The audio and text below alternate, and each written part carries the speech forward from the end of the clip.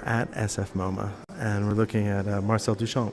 This is Fountain, which he originally made in 1917, but which he remade in 1964. The original was gone. Thrown away, or who knows what. So this is a small series that was made in 1964 after that original work of 1917, and he oversaw the making of this I think we series. need to be really careful with the word making. Okay. I'm going to go there.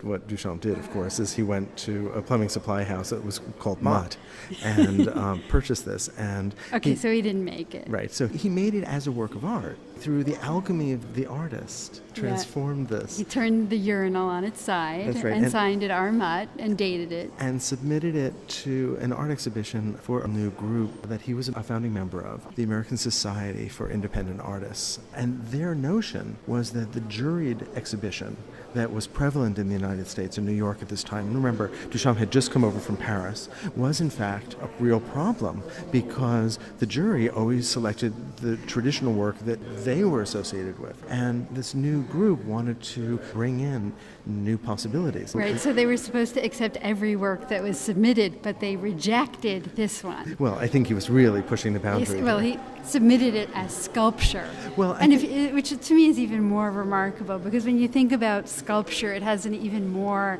monumental, and grand heroic tradition than painting. To take this urinal and turn it on its side. Some art historians have dealt with this in the most absurd way, talking about its formal qualities, with its shiny, its curves, porcelain surface. But it's a urinal, although it is transformed. And this is, of course, what Duchamp called a ready-made. Well, you used the word alchemy before, and I think that that's an interesting word, because one of the ways we can think about what art is a kind of transformation of ordinary materials into something really wonderful that transports us and that makes us see things in a new way.